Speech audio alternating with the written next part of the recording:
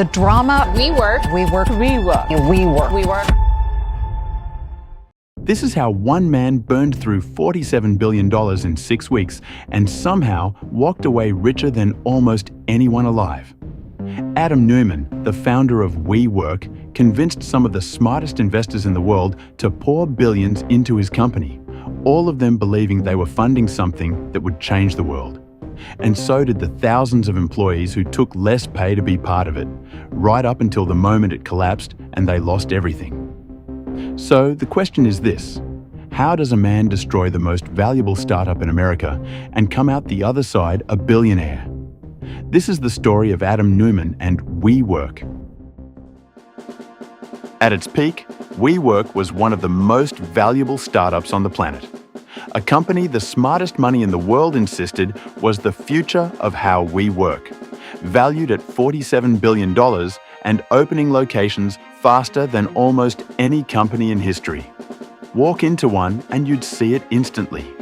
Exposed brick and glass walls, neon slogans telling you to do what you love, cold brew on tap, music playing, young founders hunched over laptops in a space that felt less like an office and more like a members club for people who were going to change the world. And the concept behind it actually made sense, which is exactly why it caught hype. Think about who was looking for office space in the early 2000s. Freelancers, tiny startups, 1 or 2 people with a laptop and an idea who couldn't possibly sign a traditional commercial lease, because those came locked in for 5 or 10 years and demanded enormous deposits no fledgling company could afford. WeWork's pitch solved that beautifully. Walk in, pay month to month, get a desk in a fully furnished space with fast internet, meeting rooms, coffee, and a room full of other ambitious people to bounce ideas off and walk away whenever you wanted. It marketed itself as a tech company, a platform, a movement. And for years the world believed it because everything about the place was engineered to make you feel like you were standing inside the future. But here's the thing, none of that was the business. Strip away the neon and the free beer and the talk of elevating global consciousness. And what WeWork actually did was breathtakingly simple and almost a century old. It signed long, expensive leases on entire floors of office buildings, spent a fortune making them beautiful, then chopped them into smaller pieces and rented them out short-term to the very freelancers and startups it had attracted, hoping to keep the difference. That was the whole machine. Lease it long, rent it short, and pray the spread holds. Adam Neumann was selling belief long before he ever sold a single desk. Before WeWork, he'd failed at almost everything he touched, including, bizarrely, a line of baby clothes with padded knees. And yet the failures never seemed to dent him, because Neumann had one gift that was worth more than any product. He could walk into a room and make people feel that the future he was describing already existed, and that they'd be idiots to miss it. That gift was about to make him a billionaire, and then very nearly destroy him. In 2010, he and a partner opened a single co-working space in Soho, funded by one investor who handed over $15 million for a third of a company that barely existed yet. And from that one location, something strange started happening. The more grandiose Neumann's vision became, the more money poured in to fund it. He refused to call WeWork a real estate company, even though renting desks was quite literally the entire business. He called it technology. He called it community. He called it a movement to change the way humanity worked. And the wilder the claim, the higher the valuation climbed. Investors weren't buying offices. They were buying him. But the man who would pour gasoline on all of it hadn't entered the story yet. His name was Masayoshi Son, and he controlled a $100 billion fund called SoftBank, built to make exactly one kind of bet: enormous, world-changing, and fast. When he finally agreed to meet Neumann, he was running so late he reportedly gave him just 12 minutes to pitch. So Neumann climbed into the back of Son's car, and somewhere between one meeting and the next, on nothing but an iPad screen, Son sketched the outline of a deal and emailed over a photo of it minutes later.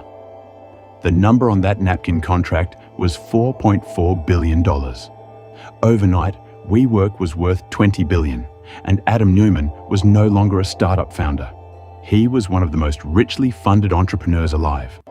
And then Son told him the one thing that would set the whole disaster in motion. Son wanted Neumann to go crazy with the company, so Neumann took the advice and took it further than anyone could have imagined. Son had told him to stop worrying about profit and grab the world as fast as possible, and Neumann obeyed like someone possessed. Spend more, grow faster, win everything. Profit was for smaller minds. This all led to Masa's billions, starting to go up in smoke in ways that are almost hard to believe. WeWork bought a $60 million private jet, a Gulfstream, so Neumann could fly the world in style. He opened a private elementary school, We Grow, because his vision now apparently included educating children. He bought companies that had nothing to do with renting desks, on instinct.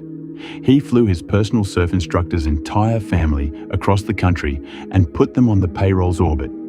Tequila flowed through the offices in the middle of workdays, and he even once laid off 7% of his staff, and then threw a party with trays of tequila shots and a live performance, hours after telling people they'd lost their jobs. And through all of it, Neumann didn't talk like a landlord. He talked like a prophet. He spoke about elevating the world's consciousness, about WeWork one day solving the problem of orphans, about becoming the world's first trillionaire and living forever, about being elected as president of the world. This wasn't a CEO anymore.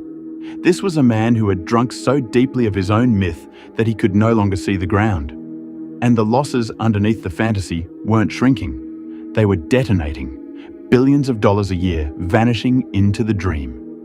And yet, somehow, the valuation only went up.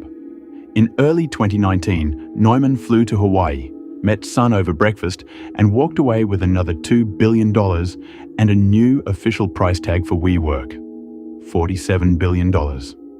Where did that number come from? Nobody could say. People inside the deal admitted there was never a real calculation. $47 billion wasn't measured. It was simply declared.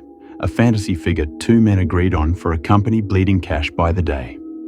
But hidden in that deal was a detail that should have set off every alarm in the building. $1 billion of those dollars wasn't going to build anything.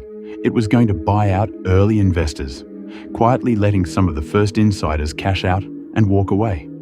The people who knew WeWork best were already heading for the door, and Neumann had one move left to turn his imaginary fortune into a real one.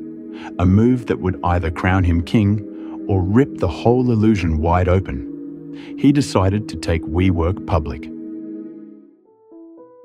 And this is where the whole thing comes apart.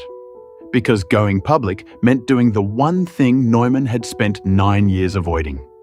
It meant opening the books, which for almost a decade, WeWork's real numbers had been hidden behind his storytelling, shown only to investors who were already true believers.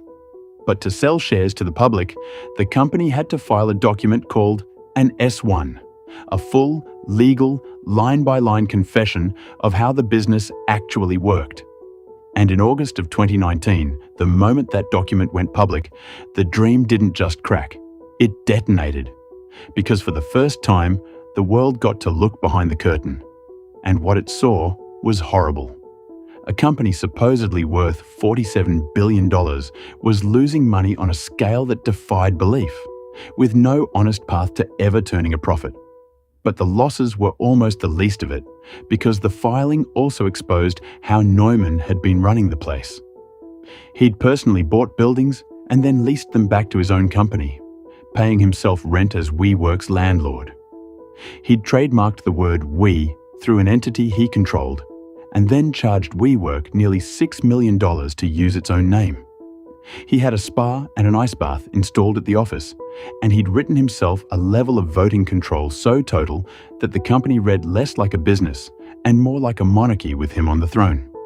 The same press that had crowned him a visionary turned on him within days, and the valuation didn't slide.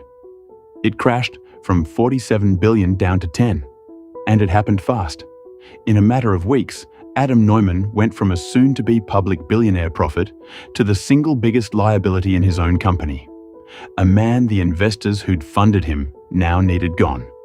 The IPO was pulled, and by late September, the board, led by the very man who had once told him to be crazier, forced him out of the company he'd built from a single floor in Soho. But here is the part that should make your blood run cold. When an ordinary person torches a company, they leave with nothing. Neumann was not ordinary. Because that ironclad voting control meant he couldn't simply be fired, he had to be bought out. And so SoftBank, to get him to surrender his grip and walk away quietly, structured an exit deal reported to be worth as much as $1.7 billion. Even before any of that, he'd already pulled some $700 million out of WeWork through share sales and loans, long before the collapse. So while thousands of his employees braced to lose their jobs, at a company so broke it could barely afford to pay their severance, the man who had set the entire disaster in motion floated away on a fortune. He didn't just survive the wreckage, he got rich from it, and that is how one man burns through $47 billion in 6 weeks, and walks away richer than almost anyone alive.